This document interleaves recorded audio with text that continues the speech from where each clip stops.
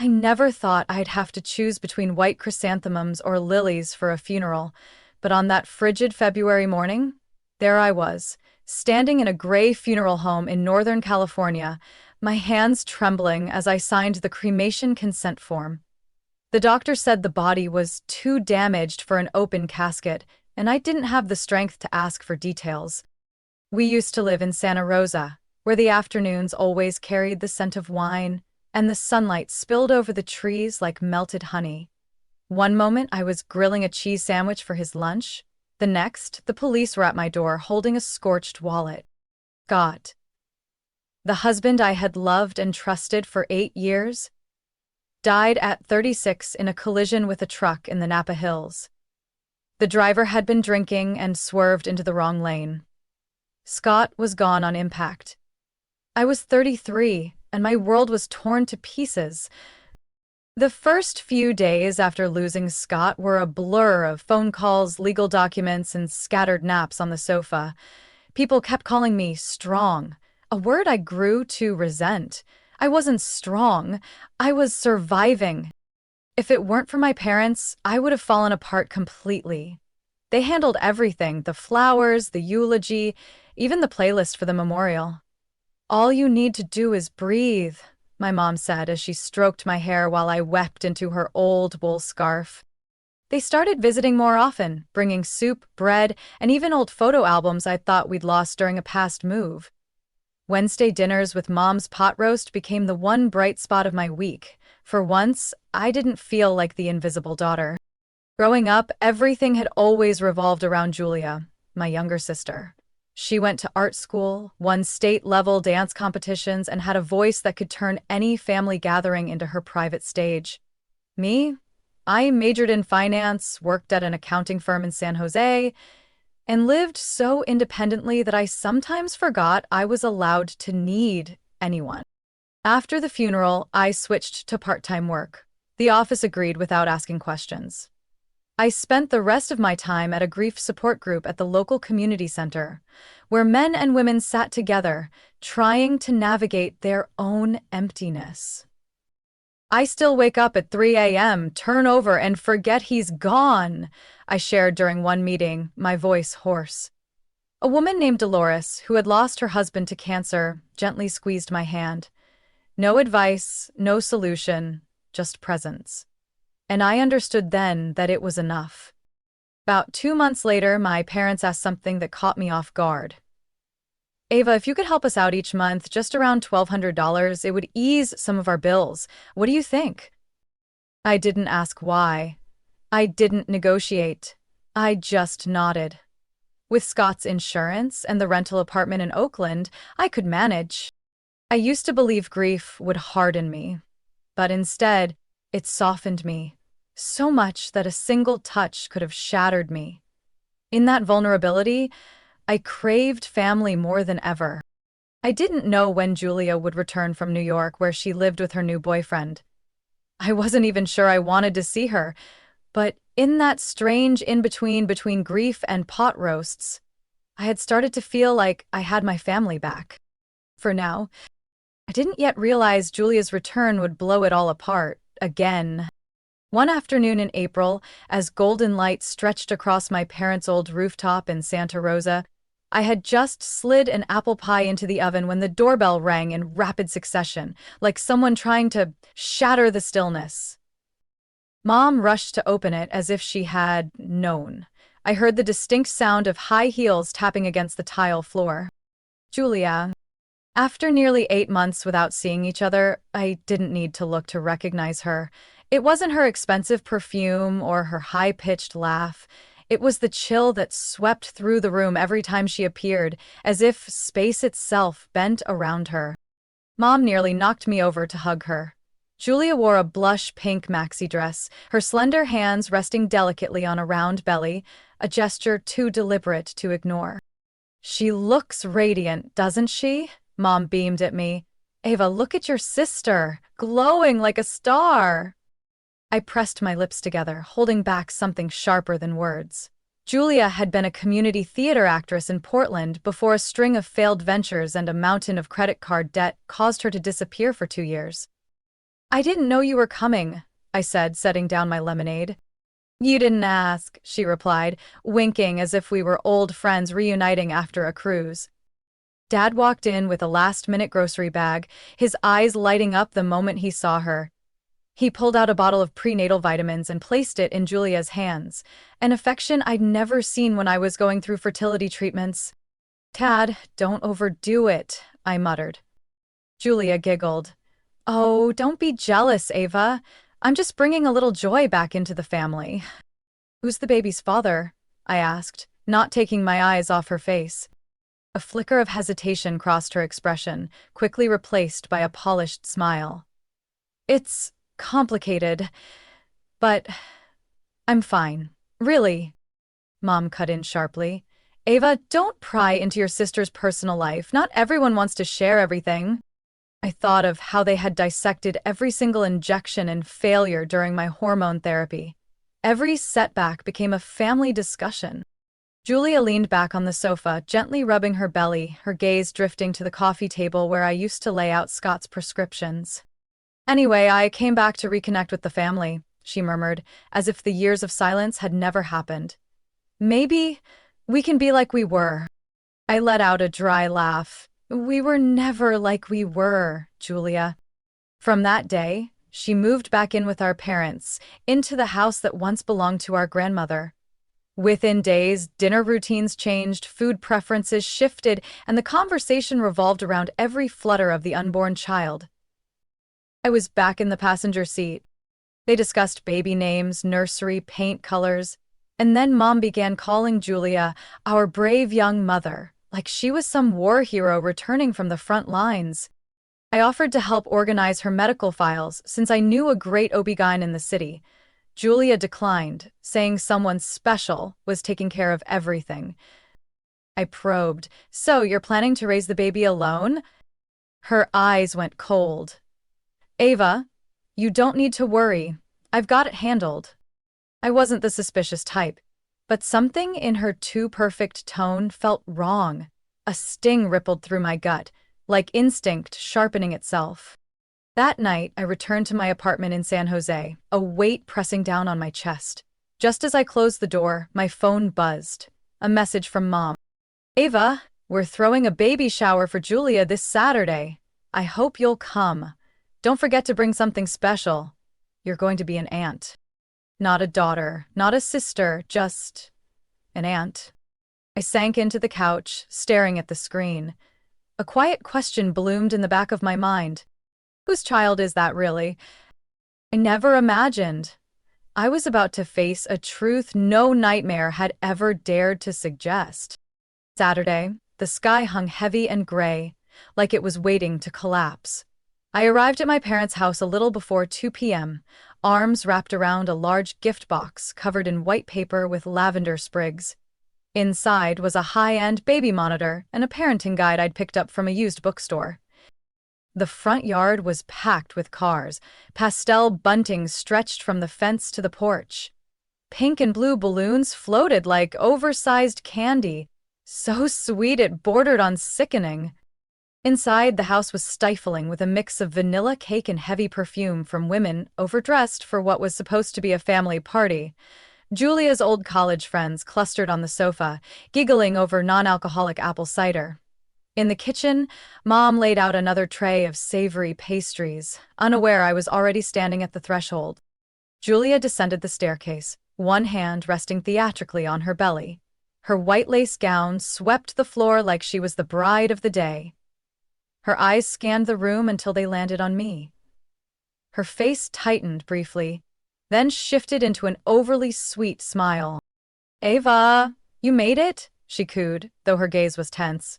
I wasn't sure you'd come, but I'm so glad you did. I said nothing, handed the gift to Mom, and poured myself a glass of cold juice. Soft lo-fi music played overhead as Julia claimed the spotlight. Let's play the name-guessing game, she chirped, leading the crowd toward a balloon-filled corner decorated with ribbons.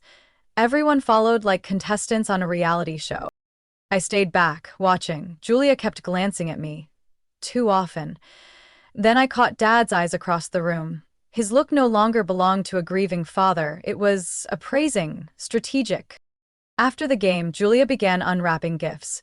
She gushed over every item, from cotton sleepers to anti-reflux pillows.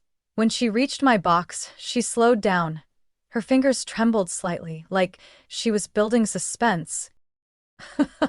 A respiratory monitor and a parenting book, she announced, then turned to the crowd.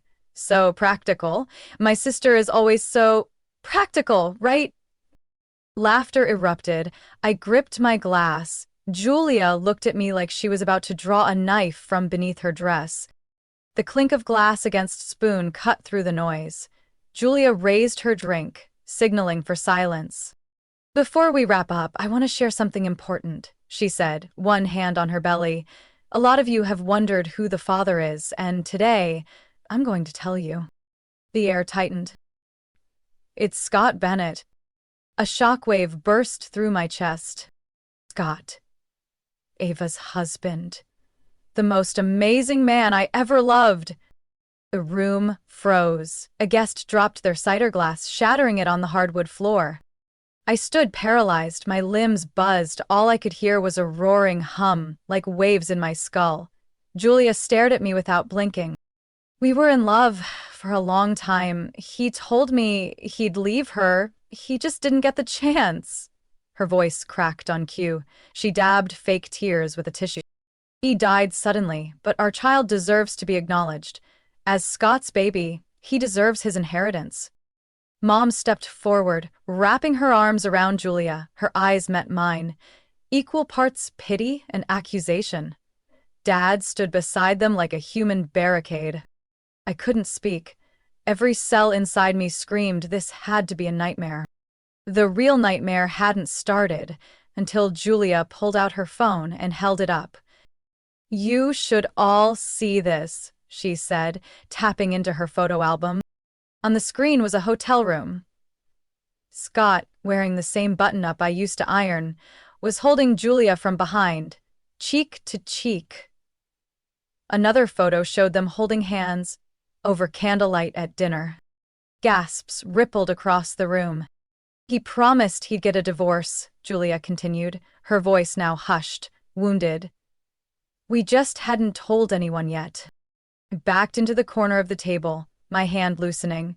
Juice spilled onto the floor, dark red like blood spreading across tile. The room swayed. Someone called my name, but I had already turned, opened the door, and stepped outside. The cold air bit harder than expected, but at least out there, I could breathe.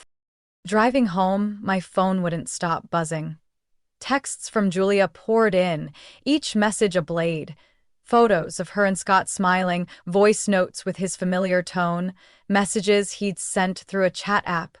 You deserve to be loved. Everything's going to change soon. I didn't reply.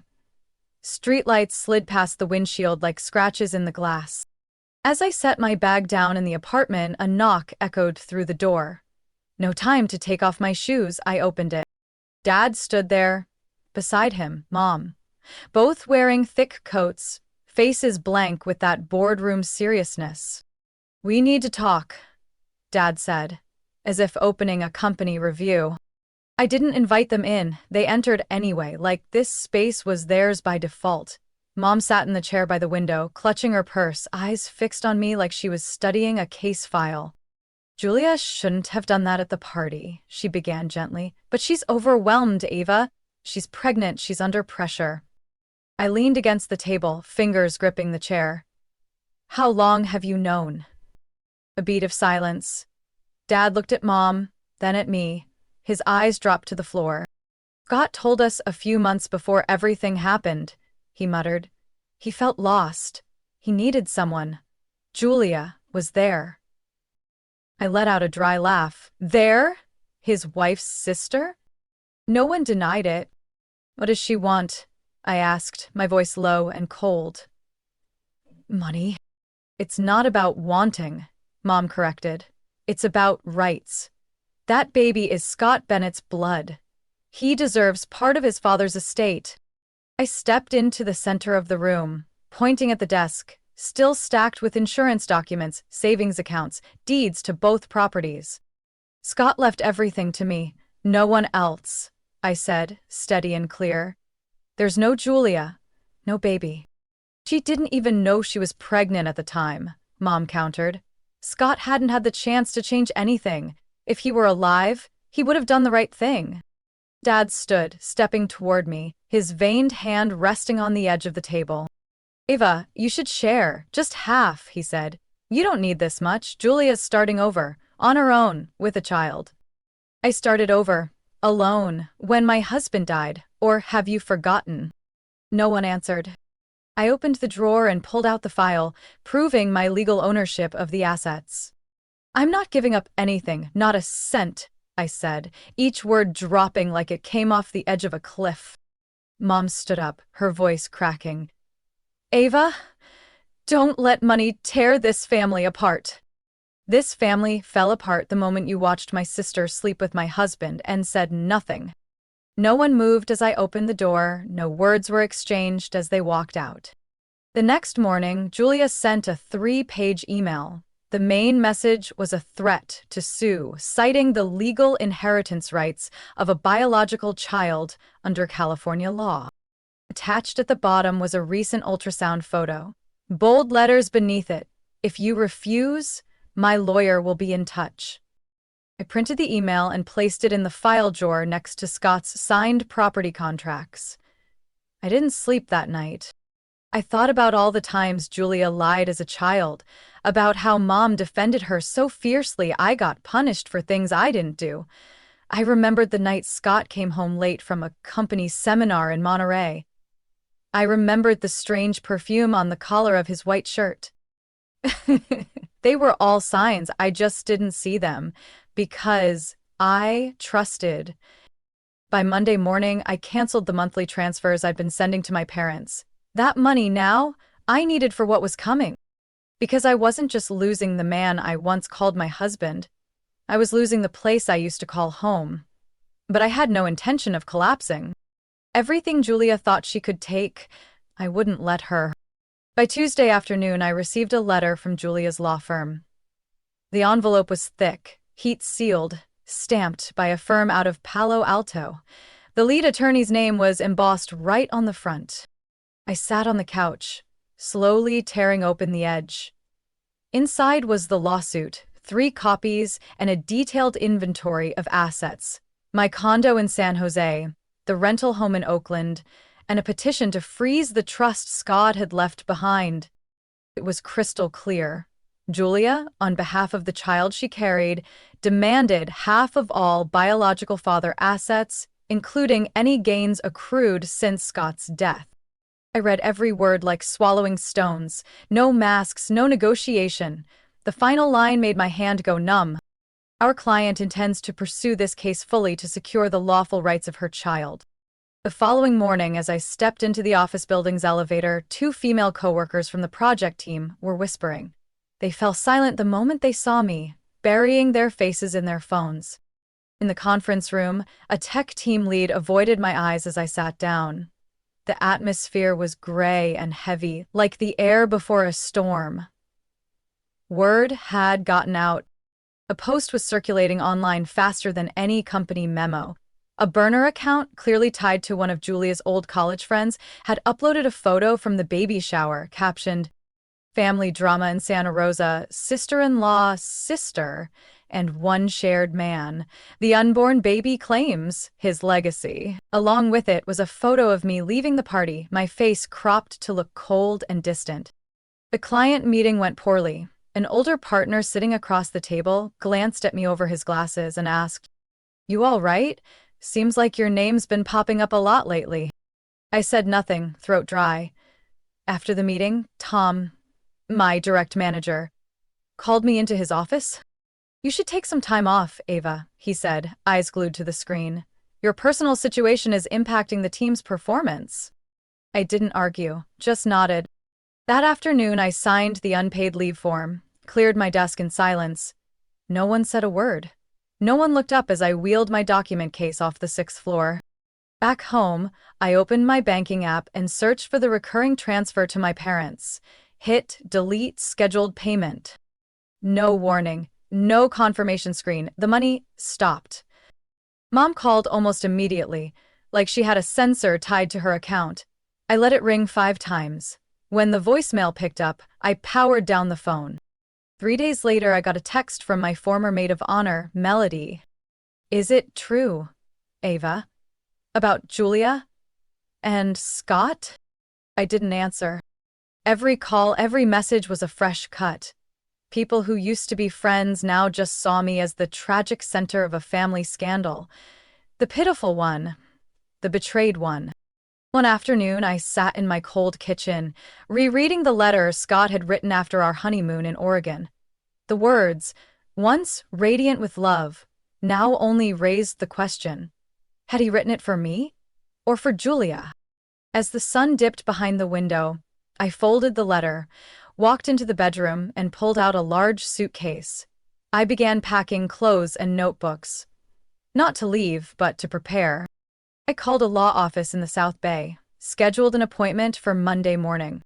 The secretary on the phone paused, surprised. Oh, you're Ava Bennett? Attorney Martinez will meet with you personally.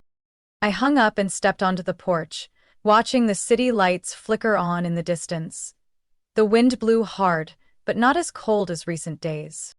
Julia could sue. She could leak photos, spin her version.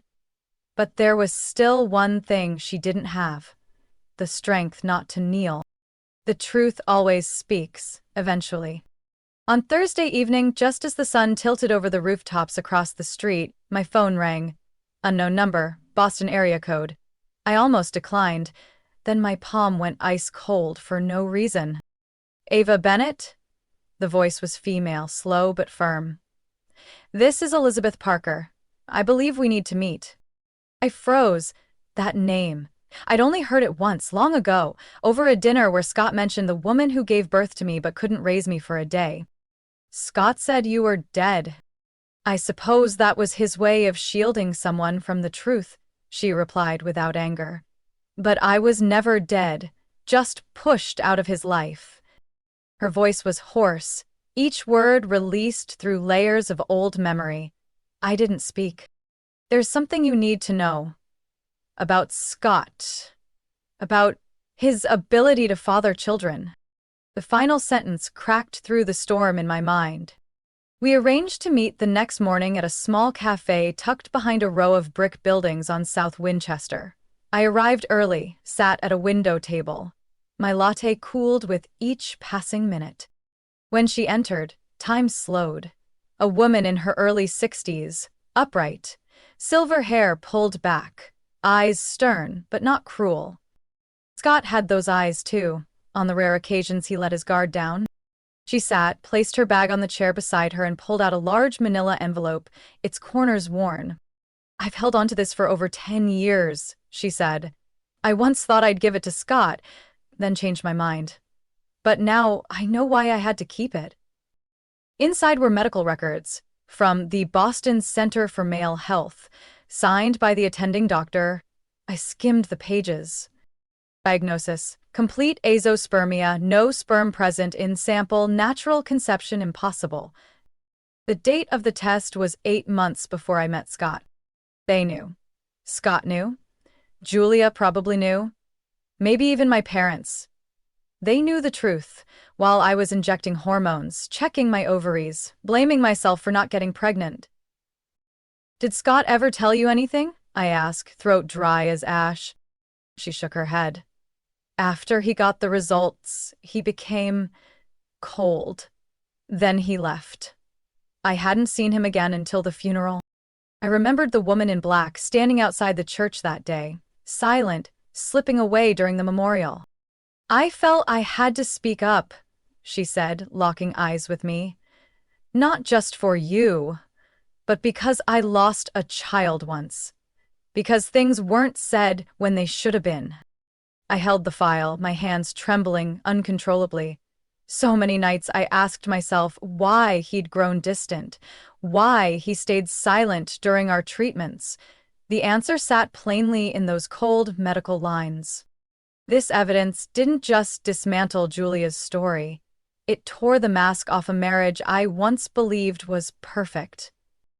We parted ways outside the cafe. She laid a hand on my shoulder, light, like brushing the past. "If I need to testify, I will," she said.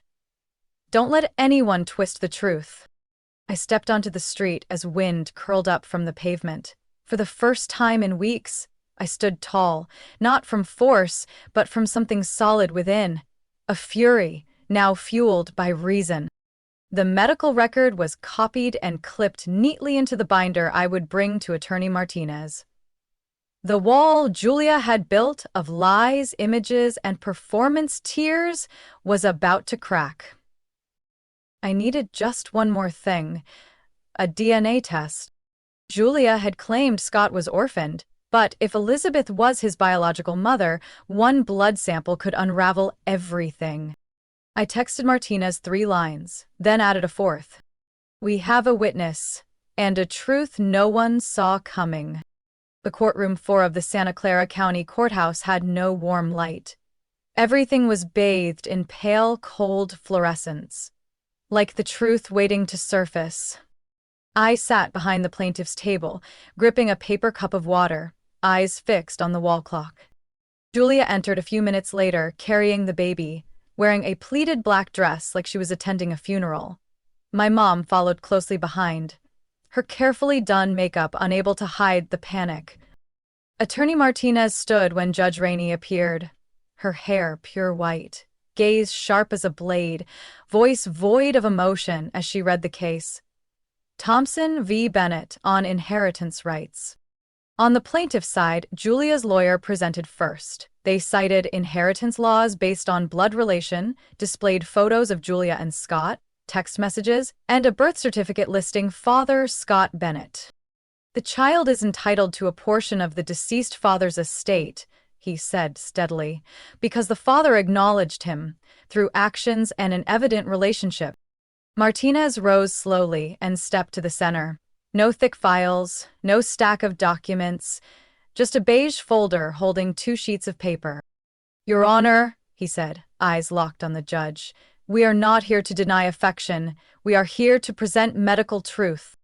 He pulled out Scott's medical file from the Boston Center for Male Health. Official stamps, doctor's signature, and an unshakable diagnosis. Complete infertility, 0 sperm production. Hush rippled across the gallery seats. Julia clutched the baby tighter, her face drained of color. "We request a DNA test between the child and Ms. Elizabeth Parker, the legal biological mother of Mr. Scott Bennett," Martinez continued. "If no blood relation exists, it proves Scott is not the father." The judge nodded. "Motion granted. This hearing is adjourned until results are available." 3 weeks later, court reconvened. This time, Julia didn't enter with drama. The black dress had been replaced with a wrinkled blouse. Her hair was loosely tied. My mom sat huddled beside her, eyes downcast. Martinez handed the sealed envelope directly to the judge. The room was heavy, every breath audible, even the baby. Judge Rainey opened the envelope, scanned a few lines, then looked up, her voice ringing like a bronze bell. "The DNA test confirms no biological relation between Ms. Elizabeth Parker and the child."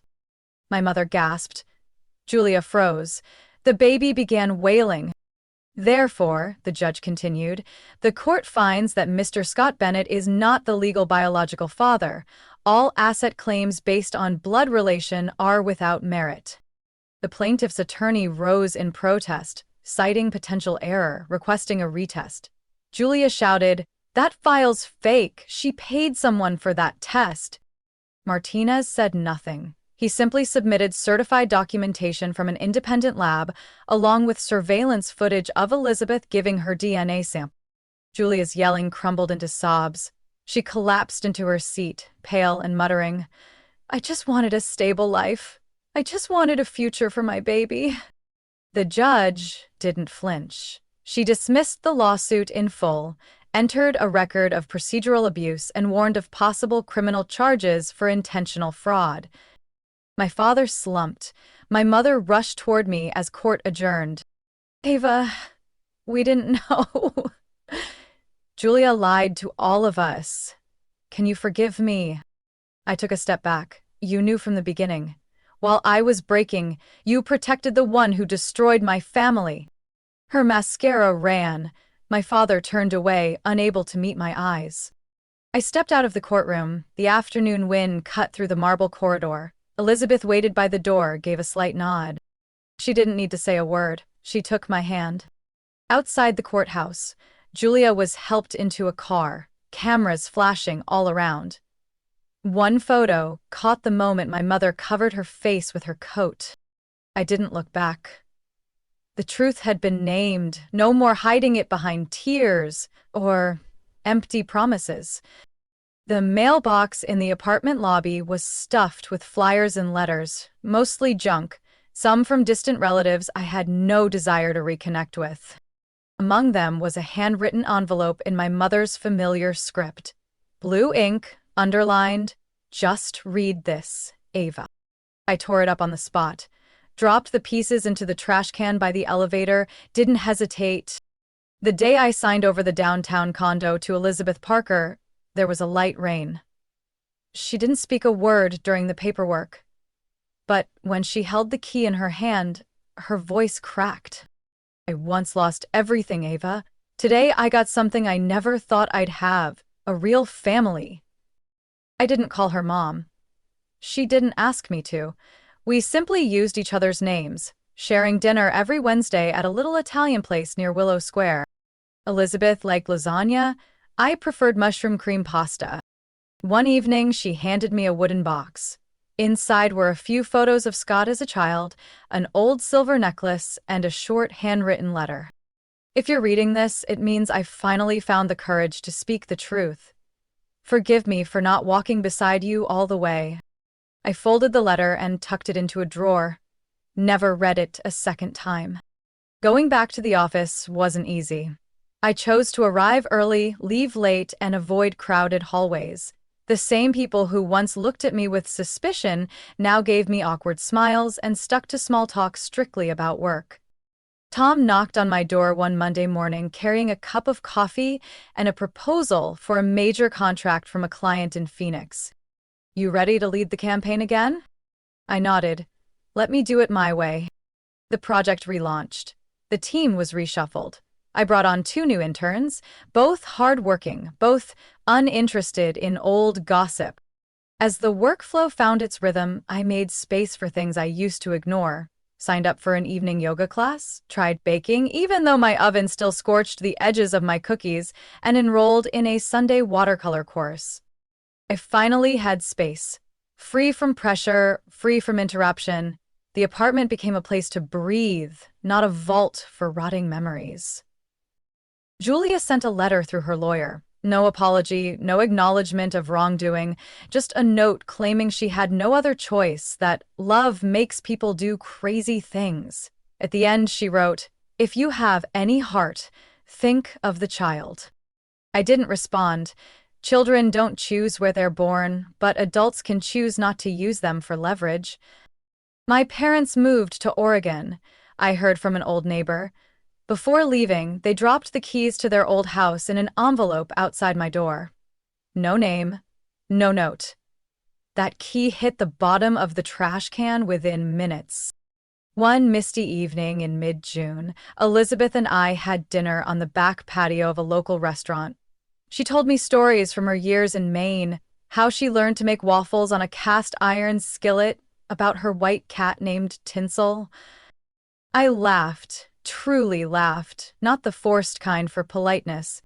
As we said goodbye, she asked, "Ava, do you feel like you've started living again?" I didn't answer.